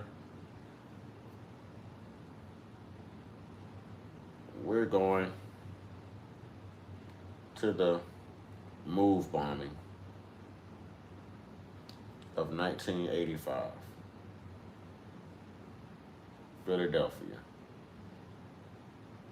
Like I say, we're gonna put our story out there. You know what I'm saying? Going to court is not being convicted. Lots of people go to court and they get immunity. We watch this happen all the time. We watch this happen all the time. Daniel Penny, Kyle Rittenhouse. We watch this happen all the time. All the time. On May 13th, 1985, the Philadelphia Police Department dropped a bomb on a row home occupied by 13 people, including 7 adults and 6 children. After ordering the bomb to be dropped on 6221 Osage Avenue, the police commissioner and fire commissioner instructed the firefighters on the scene to allow the fire to burn for nearly 2 hours before intervening, destroying 61 homes, leaving 250 people homeless. The fire that ensued killed 6 of the adults and 5 of the children. The adults were members of an organization called MOVE. Stay tuned to learn more about the MOVE bombing, including the events leading up to the massacre and takeaways we can glean as anti-racist advocates. Hi YouTube, welcome to the Anti-Racism Academy. I'm your host, Brandi Blocker Anderson, and I'm a triple Ivy League educated lawyer, teacher, activist, and the mother of an adorable 3-year-old named William. They've never allowed us to live in peace and harmony at any point of our existence, and we've existed the longest. Go figure. Go figure. When you think about that, it almost makes us look weak as hell. We're the first signs of life. We're indigenous to every single landmass throughout the world. But yet, we've been pillaged, lied to, used, enslaved, unalived, relocated. That's why I kept saying, and there's no record of us doing these things to them. You know what I'm saying? Nobody got tired. That's why I support Brother Nat Turner, man. That's why I support Brother Rodney Hinton Jr., man. You know what I'm saying? That's why I support Brother Carmelo Anthony, man. Because they got tired. They got tired. I support that fatigue. I support that fatigue. I do. I support that fatigue all the way 1,000. Before delving into the topic, I want to issue a content warning. If you're still watching, you already know that this topic is heavy and involves the murder of innocent children. If you need to, I highly suggest pausing the video and taking breaks if necessary. Founded by John Africa in 1972, the Christian Movement for Life, later renamed MOVE, was a Black militant anarcho-primitivist group, meaning their political values combined the Black power principles of organizations like the Black Panthers with radical environmental and animal rights activism. This is MOVE, the people in an organization that admits to being totally revolutionary. For the past 4 years, they've lived in a Powelton Village area of West Philadelphia, often running into conflicts with police. Their personal appearance has brought stares and some expressions of disapproval from the community, but it is what they do that counts, not how they look. In everything from work habits to child raising, MOVE is revolutionary. I was not able to philosophy in the past is that revolution only meant picking up a gun and going out and murdering somebody. I never thought that revolution consisted of revolutionizing myself to get away from the things that caused me to want to revolt. MOVE advocated for a return to a hunter-gatherer society. MOVE members openly denounced official power and preached against a system they considered utterly corrupt and destructive to life on Earth. The group demonstrated against puppy mills, zoos, circuses, and other forms of animal enslavement, as well as 3 Mile Island, industrial pollution, and police brutality. John Africa and the other MOVE members lived in a commune at 311 North 33rd Street in the Powelton Village section of West Philadelphia. As activists, they staged bullhorn amplified profanity-laced demonstrations against people and institutions they opposed, such as the then mayor, staunch racist Frank Rizzo, who was known for brutalizing Black activists and other communities during his tenure as police commissioner, a title which he held prior to becoming mayor. The Philadelphia Police Department was known for its rampant brutality in the 1970s. Arrests without probable cause, physical assaults, dog attacks, and fatal shootings occurred with great frequency. For example, in 1974, the Philadelphia police shot and wounded twice as many as the NYPD did that year, despite New York having a population 4 times the size of Philadelphia's. The issue of police brutality in Philadelphia had reached such epic proportions that the Department of Justice filed suit against the PPD in 1979, including charges against Frank Rizzo. The suit charged a pattern and practice of unlawful police conduct. This pattern of abuse put them at odds with MOVE. Year after year, MOVE's encounter with the police ended in injuries and arrest. By 1975, MOVE members had been arrested hundreds of times, with bail amounting close to $1 million. Confrontation started with authority, and then it wound up that we was going to court, and then the confrontation started with the courts and the judges, and it just snowballed into one confrontation after the other against the system. In March of 1976, 6 MOVE members returned to the Powelton Village headquarters after being released from jail. The police arrived, accusing the members of causing a disturbance. The officers beat the MOVE members, causing broken bones and skull fractures, including fatal head injuries to 3-week-old Life Africa. They all come out the car and rush over the street where we're at. And they just start swinging their blackjack. He just took me and slammed me on the ground. I had my 3-week-old son in my arms. And when he slammed me down, he just stomped over me to get the bill. And I don't know how the baby's head was crushed. We went upstairs, 2 inquiry reports there. We saw what appeared to be the remains of a baby. And it's their contention that this baby had been killed in police raid. Subsequent to that, I introduced a resolution to City Council calling for an investigation. It never took place. MOVE then brought the case to court, where many neighbors were willing to testify that they witnessed the attack on MOVE and the death of Life Africa. But before all the testimony could be heard, Judge Myrna Marshall dismissed the case. Wow. In addition to having enemies in the FBI and PPD, MOVE's unconventional lifestyle, appearance, and activism garnered the ire of their neighbors. Some of MOVE's Powelton Village neighbors complained to the city of threats, the smell of garbage, and rats. City officials announced plans to coordinate a health and housing inspection. MOVE refused to let them in. On May 20th, 1977, MOVE brandished weapons from their Powelton Village headquarters platform, saying no longer will we be beaten or intimidated by... No, Carmelo Anthony out of Texas. He was a young 17, 18-year-old kid who was defending himself at a track meet. I think it was I just remember the kid having the last name Metcalf. I remember Austin Metcalf, and I can't remember the other one.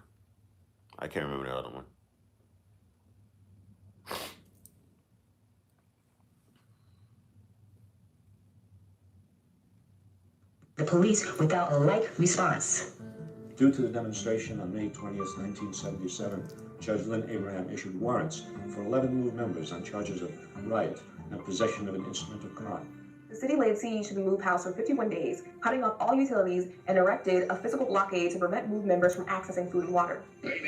So these people fortified themselves in. They refused to come out. The neighbors complained. They complained of rats. They complained of sewers. They complained of trash. They complained of all kind of things. All right. I mean, the police had multiple standoffs. Multiple standoffs. Yeah, for sure. R.I.P. Bean. And I assure you, they lose. On 16, 1978, a blockade went up involving 1,000 police officers. That night, Rizzo launched a campaign urging armed whites to fight blacks for better jobs, decent housing, and a better life. During the next 55 days, residents of the barricaded area carried passbooks and were subject to body checks. Police marksmen sat in windows and behind sandbags across the street. I learned one thing, there's a place where you never underestimate your opponent. You always get in there faster with more than is necessary and you overpower them. This man is talking about killing somebody over a so-called civil contempt of court. Since when has death been a penalty for contempt of court? MOVE, its supporters, the media, and police waited and prepared themselves for the confrontation as a judge issued warrants against 21 MOVE members for violating the original court order. In August 1978, the police came to a standoff with the remaining MOVE members, carrying out a massive police assault that included high-pressure water hoses, a battering ram, bulldozers, and automatic weapons. I also have his rookie card. I have Michael Jordan's rookie card too. We'll be in there to drag them out by the backs of their necks. They're going to be taken by force if they resist. The police come in here with their hands, we'll use our hands. If they come in here with clubs, we'll use clubs. But if they come in here shooting and killing our women and children and our men, we will shoot back in defense of our lives. The police opened automatic fire on the MOVE house using a military-grade machine gun.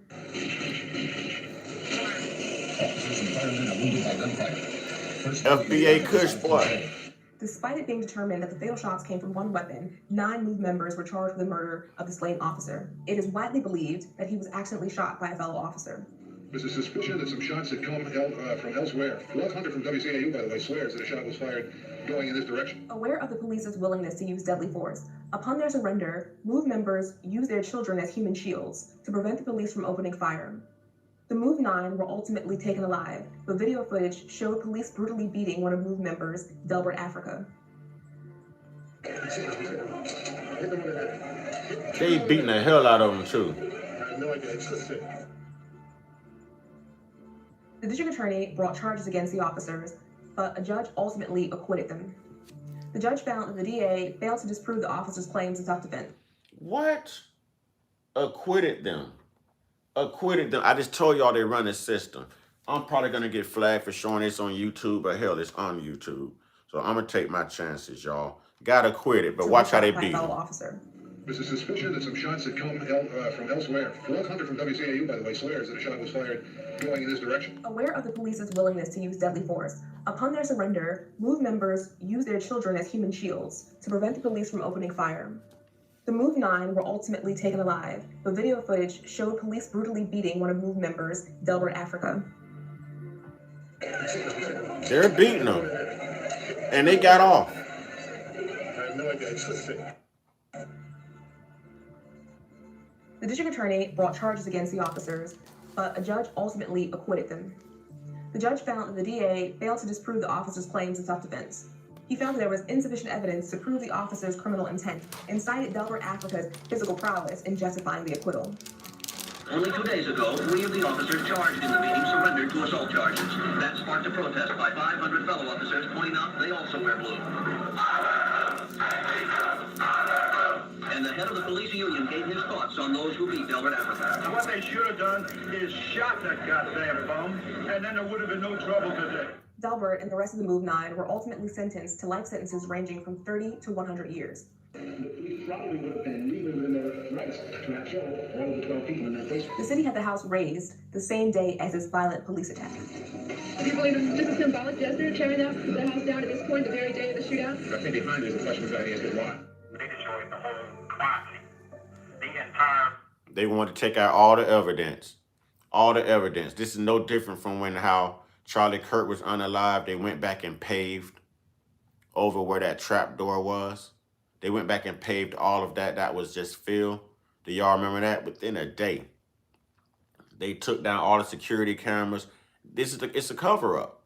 It's a cover up. This is how you know the government is involved, because they go right back, they go right in, and they attempt to cover, you know what I'm saying, all traces. They cover y'all. You know what I'm saying? They try to hide their involvement. They try to hide evidence. That's how you can tell. I'm not a Charlie Kirk fan. I just feel like, regardless of whether he was a racist bigot or not, he should still be here. I don't support him. You know what I mean? But I know what I saw happen, and I know it's not what they said happened, and I'm going to leave that right there. Am I a Charlie Kirk fan? No, hate his guts. But truthfully, he should still be here. You know what I mean? He should still be here.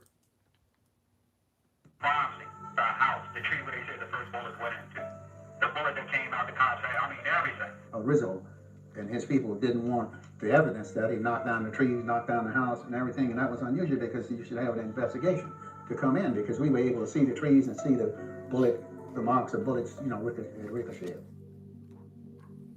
From 1981 to 82, the remaining MOVE members relocated to 6221 Osage Avenue. The new headquarters was located in the Cobbs Creek section of Philadelphia, which was viewed by its middle-class Black residents as a major step up and away from Philadelphia's vast ghettos and other areas of the city. MOVE, embittered by the wrongful imprisonment of their members, commenced a campaign of peaceful yet highly disruptive protests. It really wasn't very militant at first. You know, it's just a lot of what we consider kind of strange looking people with the locks, and then gradually began to change. The troublesome. All of a sudden, they became very combative. If you're in here, can we please hit that like button, ladies and gentlemen? It's free. It's free.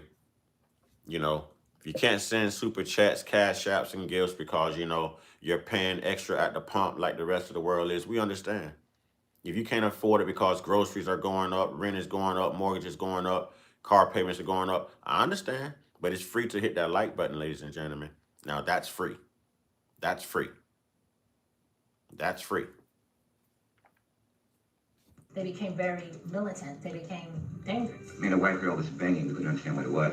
And they began to board the front of the house.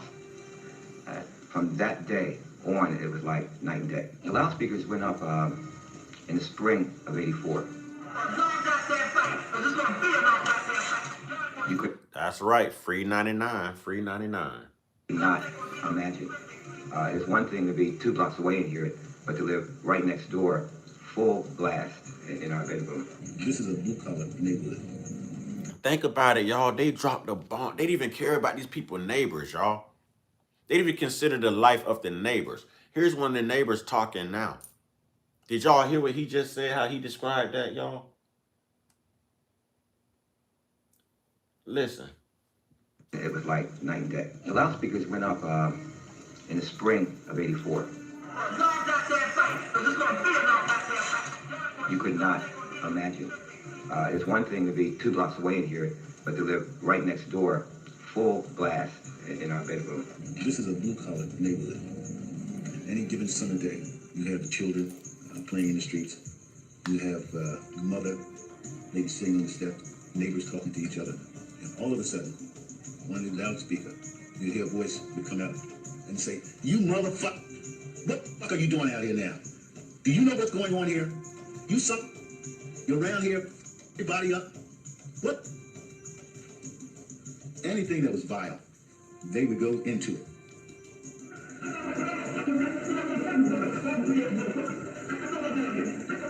MOVE's use of profanity was a political choice. They argued, if our profanity offends you, look around and see how destructively society is profaning itself. It is the rape of the land, the pollution of the environment, the betrayal and suffering of the masses by corrupt government that is the real obscenity. MOVE's strategy became to aggravate its neighbors until the neighbors pressured the city to reach a compromise with MOVE for the release of its members. MOVE principle has never changed. MOVE's mood, I'm talking about bitterness now, did change. They made, in my view, a conscious decision to aggravate residents to the point where the residents would, in fact, demand for the city to take actions to provide them with relief. And in that regard, the city would be forced into doing one of two things: to engage in confrontation. I've been live since probably about 4 something. Since probably about 4 something. You just overslept, young lady, that's all. or to engage compromise. For 2 years leading up to the 1985 massacre, the FBI and Philadelphia police planned their follow-up attack on MOVE. They used the city's Department of Licenses and Inspections to gain intel on the MOVE house layout. Officials built a replica of the house and prepared a strategy that involved automatic weapons, tear gas, and explosives. When Philadelphia's first black mayor took office in 1984, he was briefed on the FBI and police's surveillance of MOVE and met with the neighbors of Osage Avenue to hear their complaints. This is one of these boule ninjas right here, y'all. Boule ninjas right here. You know, this is what's wrong within the culture as well. You know, this would be your Byron, what's his name? Byron Donalds. This would be your Tim Scott, you know. I'm Eastern time.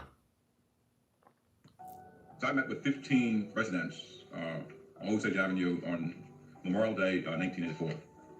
At that meeting, I said to them, 4 o'clock my time, Eastern time. I think you're like maybe 2 hours behind me, Lala. that I will research as to whether or not there is a legal basis for the city to do something about the problem that you brought to us. But also pointed out to them that the mayor does not have the authority because he does not like, or the neighbors do not like, the way someone lives. Simply go in and evict the people from the house. We don't have those kinds of options in this democracy. MOVE used their loudspeaker less frequently in the last 7 or 8 months before the massacre. But on April 29, 1985, they did get on the sound system in response to several police officers lurking in the back of their property. Some of the neighbors then immediately phoned in a noise complaint to the police. Cops arrived on the scene, but no arrests were attempted. Instead, the officers tape recorded and took notes of MOVE's loudspeaker speeches, thus collecting the information that would later turn up in the warrants used as legal justification for the assaults on May 13, 1985. The following day, Police Commissioner Sambor alerted key subordinates to begin developing plans for the May 13th massacre. Commissioner Sambor's plan called for the use of tear gas, high-pressure water hoses, and explosives, which Mayor Good approved just days before the massacre. A black mayor approved this. A black mayor approved this to happen to black people in Philly. A black mayor. All scan folk ain't kin folk, man. All scan folk ain't kin folk, man. Real talk, y'all. Real talk, y'all. Shameful history, shameful past, man. Man, this is almost worse than Africans selling, you know what I'm saying, other brothers and sisters into chattel slavery. And just for the record, those people did not wind up here, only a few of them. You know what I mean? So do your history, do your research. Plan as I understood it, was to remove people, all the people, from the house safely. That was the objective. It was to be done by causing a diversion on the roof, inserting the insertion teams on either side of the properties, and by them inducing an amount of CS gas in a sufficient concentration to make those people come out of the house. You're calling it a device, I'm calling it a bomb. But did it ever occur to you that this might have been a dangerous device to use in a residential neighborhood? Yes, ma'am. It did occur to you? Yes, ma'am. By not vetoing it, did you approve the plan to use an explosive on the roof? I think that I was fully aware that it would, in fact, be used, and it is my view that you can regard that as an approval of using explosive on the roof, yes. On May 11, 1985, District Attorney Ed Rendell, who would go on to become mayor of Philadelphia and governor of Pennsylvania, secured arrests and search warrants for 4 MOVE members from Judge Lynn Abraham. Tonight, there are growing concerns about the controversial group MOVE. City officials met today for the second straight day to discuss strategy. Sources reveal the Philadelphia District Attorney has now prepared the warrants that are legally necessary to evict MOVE members from their home. Once those warrants are signed by a judge, action by police to evict MOVE could come at pretty much any time. 4 MOVE members were charged with crimes, including 4 felony charges, criminal conspiracy, possession of explosives, riot, and improper threats in official matters. Judge Abraham also issued a search warrant which claimed that MOVE had an illegal cache of weapons and explosives in the house. This, however, was a lie. Aside from the 4 adults for whom the police had warrants, there were 9 other people in the house, including 6 children whose ages ranged from 4 to 14 years old. Did you consider, sir, that... And they unalived the children with no problem, the same way America just unalived those children over in Iran in school with no problem. The same way that these The same way that these monsters are victimizing these children, from the Epstein files to, man, it's 2977, man. 29% of their population is made up by white men, who are 77% convicted of child crimes and other sex crimes against children, women, and even animals, y'all. Even animals. They run around here saying 1350, but they're forgetting that that 50 stands for 50% of us are exonerated from all falsely accused crimes and compensated through civil settlements. But 2977 is an exact replica of the 2019 FBI crime database that says that these same vampires, y'all, have had these demons for a long time. Look it up. 29% of the white population are made up of men, and 77% of them are convicted for child charges and S crimes and pedos, and even to their pets, y'all. Even to their pets. At least in 1978, the members of the MOVE organization who were at the Pelton Village House had used their children as if they were hostages. No, sir, I did not. You said it came out holding their children up as shields. I'm not an expert in police science, but I think to the layman that might suggest that they were using their children as a hostage. And that's why I'm asking you why you did not consider that. They were using them simply as a ploy, and using that philosophy, that feeling that we had for the sanctity of children and everyone else to our disadvantage. On May 9th, Sandra ordered Irene F. Prinsley, the Commissioner of Human Services, to pick up the kids. However, the department lacked the legal authority to simply take the children, absent reports of abuse or neglect. As a result, the children became viewed as collateral damage. Now, we know that the children wasn't doing any shooting. Do you feel like The children became viewed as collateral damage. So that's why this evil country is okay with what they did to those 160 something plus girls at that Iran school. That's why they feel it's okay to do what they did to our babies. That's why they never charged Thomas Jefferson for what he did to the little slave girl Sally Hemings. You know, that's why. But any time in history where it's been alleged that someone black has done this to one of them, it led to things like Emmett Till, the fall of Black Wall Street, and these other things. You know, that this is, wow. They don't care about children. Evidently, they don't care about children. No, that the children were not shooting. Would you say that if we had children in there 4, 5, 6 years old, that they would have been using any type of weapons? To my knowledge, there was only one that young. According to Mayor Good, he sent 3 private citizens to negotiate with MOVE on May 9th, but MOVE refused to talk anymore after Good told them that he couldn't promise that no one would be arrested. With permission from the police, went down the street to the house and talked with Ramon Africa through the screen door. I just asked, is there any possibility that, you know, we might negotiate this thing out so that there's not, you know, a bad outcome here. She made it pretty clear that they were prepared to deal with whatever might come next, or deal with the police, and that they were committed to a certain, they would take a stand. MOVE member Gerald Africa disputed these facts, however. According to Gerald, MOVE had reached an agreement with the negotiator, which Good rejected. MOVE members agreed to come out of the house and thus prevent a confrontation if either Good or Pennsylvania Chief Justice Robert Nix would give them a verbal agreement that the courts would review the cases of the 9 jailed members. Good and the other authorities now refuse to consider such a compromise. According to Gerald, all it would have taken, even right through May 13th, was a phone call to him giving nothing more than verbal assurance that the cases of the 9 members would be reviewed. But the call never came. Instead, the Philadelphia Police Department prepared to go to war. On the morning of May 13th, 1985, the police and fire departments arrived outside the MOVE house. They prepared to go to war. They prepared to go to war against civilians. The neighborhood doesn't matter. The neighbors don't matter. The children are collateral. The pets obviously don't matter if the kids don't matter. The structure means nothing. The history means nothing.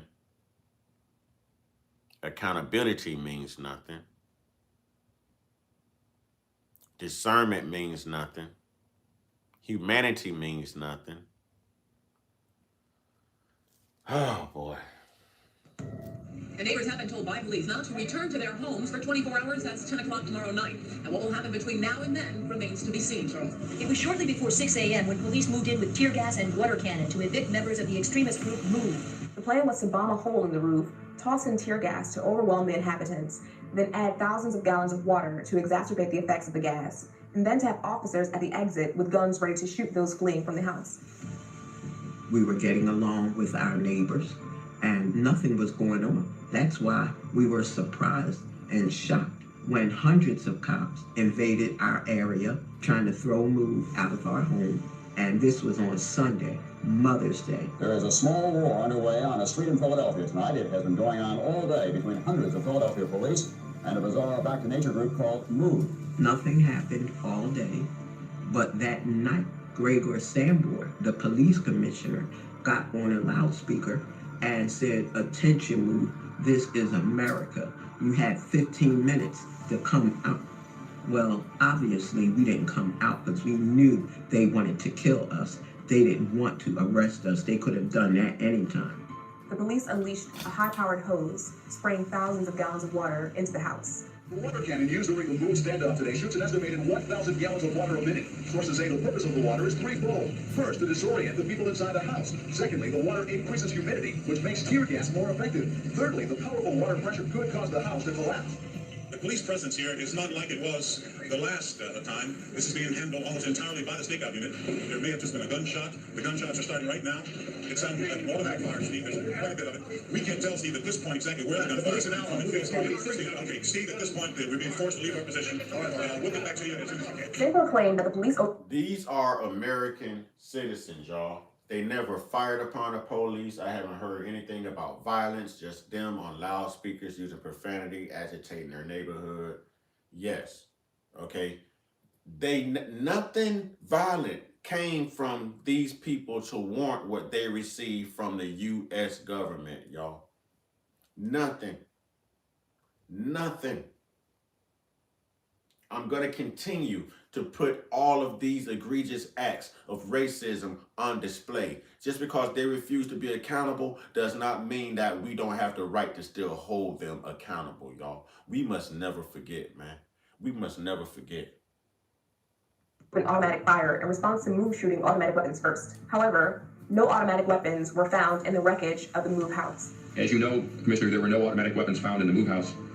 Do you know whether or not the automatic weapons fire you heard was in fact from police officers? The firing, as initiated by MOVE, was apparently automatic fire. And I cannot explain it, but I do not believe for 1 minute that it was the police that were firing at that time. After running out of bullets, the police initiated their plan of dropping a bomb on the house. Though the bomb caused considerable damage, it didn't completely destroy the house. The ensuing fire would be the ultimate weapon the PPD used to kill the MOVE members and their children. Okay, there is a new development at the MOVE buildings. And their children. And their children. They wanted to make sure that no one else was going to spawn. Imagine when they did this to MLK, that they would have went back and swept up MLK children. I just want to paint this picture. They wanted to make sure, imagine when they did this to the Black Panthers, that they went back and swept up all of their children. Just imagine it, y'all, because this is what's happening. They wanted to make sure that these children would not avenge their parents, their loved ones, that these children would not keep this movement going. They did not know how militant these children were. They didn't know the agenda of these children. They had fear of these children. These are white people perpetuating and playing to be victim. This is propaganda presented to the American people in order to justify their egregious behaviors and their racist acts, y'all. We have to put these type of things in perspective. There's no racism here, but there is a racial observation. There is an opinion. These are facts. The lies should have quit when the internet hit. It's not right today. It wasn't right yesterday, and it will not be right tomorrow. Ladies and gentlemen, at what point do we get fatigued? At what point do we get tired? At what point do we put the bullshit aside within our culture, the gender wars and everything else, and really focus on the situation at hand, ladies and gentlemen? When? We're not tired. We're just going to keep being complicit here. We're just going to be dormant. We're going to remain a stagnant culture. We see what's going on. They're not going to protect us. At what point do we protect us? At what point do we get tired of watching our people, our children, our lineage, our culture go through this, and they constantly telling lies and whitewashing history to make themselves look good? They're constantly granting these people immunity, but we don't get that same immunity. 60-second Osage will go live right away to Harvey Clark at the scene. What's going on, Harvey? Larry, behind me, you can probably see right now. We'll try to get a little tighter shot of it that the central charge or whatever the explosive or bomb that was dropped on the move compound just a few minutes ago has apparently started a serious fire. But the two deluge guns or sprinklers that they've been pumping water in from Pine Street are not active now. I wanted to... They let this burn for 90 minutes. 90 minutes. I'm pretty sure they were gone upon impact. I'm pretty sure. 90 minutes, man. 90 minutes they let this burn. 90 minutes. That's what, an hour and a half? So if we're allowed form militia groups against an oligarch, isn't that oxymoronic? If that's how you want to put it, that's absolutely correct. And since they're erasing it out of the books, there all would be digital record of it. Correct. The bunker. I wanted to be able to somehow have tactical superiority without sacrificing any lives if it were at all possible. Commissioner Sambor said to me, he said, let's let the bunker burn to eliminate that high ground advantage and the tactical advantage of the bunker. And I said, yeah, okay. It was not an order. In essence, in communication, I communicated to him that I would like to let the fire burn. Sambor said to me very briefly, if we let the bunker burn, can you still put out the fire? And the extent of fire at the time, the only thing I could judge it from my own experience was that, yes, I think we could. However, there was no way to be really sure, because if it had already breached the roof, we had a spread that we couldn't handle because we could not access the property, and consequently the fire started to spread through the cock loft, across the adjoining alleys, across the street, down the block. Very predictable, but we could still not access it. We didn't have access to the Osage Avenue or its environment. These were people who could not return home now. Who could not return home. I wonder if they got reparations. They ordered them to move and not to come back to, after 10 p.m. or something? We see these war crimes all the time. We saw Donald Trump commit an international war crime when he went and got Maduro and his wife. There are certain things that you can't do.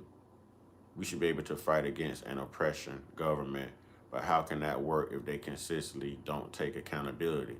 Then we make them take accountability. We keep rubbing their acts and their behavior in their face until they're tired of seeing it. You don't let up. What people don't understand is when you go into battle, 90% of it is mentally strategic. We've just got to make platforms. We've got to make channels. We've got to keep it in their eyesight. We've got to keep it on their mind. We've got to keep a constant reminder of who they are amongst our people and amongst them as well. And then you'll separate the good white folks from the evil white people. You know what I mean? It's a start. We have to start somewhere. I'm not saying go out there, arm up, and go get yourself in trouble. No, that would be a very dumb decision. There's no coming back from that. You have loved ones that will miss you, and it's still not the right side of history, okay?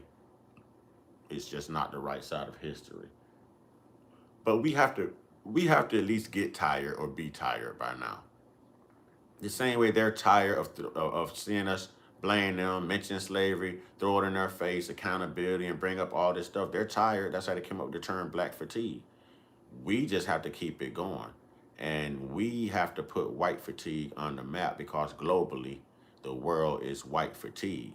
Globally, you know, white people only make up about 10% of the population globally, internationally. About 90% of the population are melanated and or black. So if they've always felt this same colonization, this same oppression from these same 10% of the white population globally, you don't think the other 90% of the melanated population globally is suffering from white fatigue as well? We see what Iran is doing, and we have America and Israel.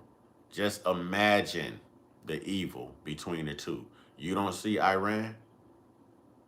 You don't see Iran? They're tired. They're tired. And now you're already planning to go to Cuba. You've got troops in Ecuador. Like, we're watching modern day colonization take place. They just left Venezuela. He had plans of Greenland, Denmark. He had plans of Colombia. You know, Canada is not liking us right now. We have, NATO is gone. You know what I mean? NATO is gone. None of our allies stepped up to help us because they're all afraid. They've signed alliances and treaties with Iran that they won't even allow U.S. troops, embassies, no nothing in their countries because they're tired of Iran knocking the crap out of them. See, Iran is doing this very smart. So what? Iran can't hit America. They are hitting America economically. They are hitting everything in the Middle East that the United States depends on in order to make money, draw revenue, commerce, deals, whatever. Resources that the American people depend on. Necessities that we're used to. You know, so Iran is doing this smart, y'all. Iran is doing this smart. And this is one that we won't win. I'm telling you. You don't mess with Muslims. These are Persians. They are used to fighting. They fight for a whole different purpose. They fight for a whole different cause. These people are devoted. They're devoted to the cause. America act like they don't know what Allah Akbar means. They act like they don't know that these people are kamikaze. They would strap things to their children, and their children, out of faith and commitment, will Allah Akbar your ass. They'll walk up to you, Allah Akbar, boom! They ain't playing. You don't mess with Muslims, man. You rather mess with Satan himself than disturb Muslims, man. But yeah, these two countries right now, IHOP, Israel, and America, they've always had a problem with Muslims. You know, they pushed this old Christian narrative and this and that, so they couldn't wait. Now they want to show that their white God is better than Allah. So they find stupid means to go to. No one even knows what we are fighting for. We know there was no nukes there. Just like when George Bush said, no weapons of mass destruction on it. We knew it wasn't mass destruction, weapons of mass destruction you were looking for. It was resources. Explain all of those gold bars that disappeared out of Iraq. Good morning, Auntie. Good morning, Auntie. Jones Ford 21 is my auntie. That's Sage Amore's mother, y'all. Jones Ford 21 right here is my aunt, and that's Sage Amore's mom.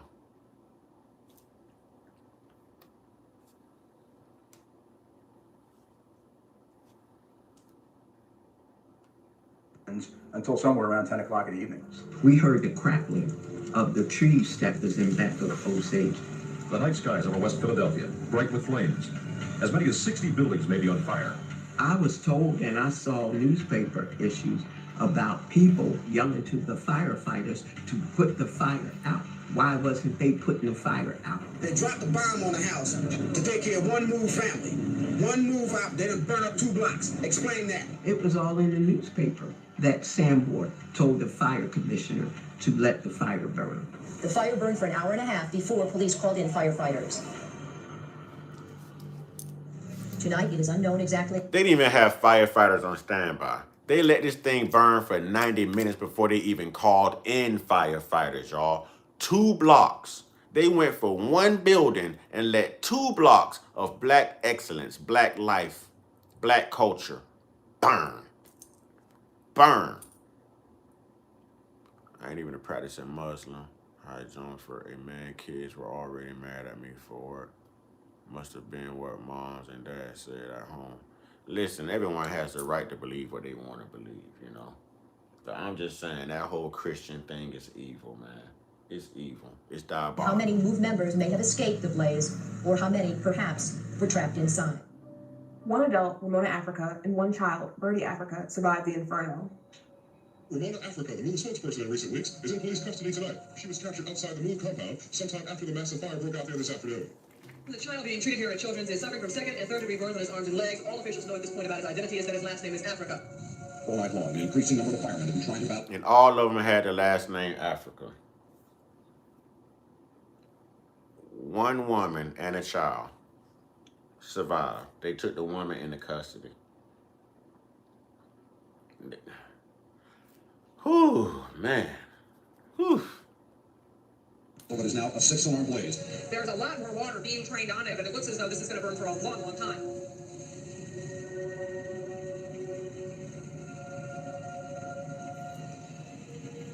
The city of brotherly love, though.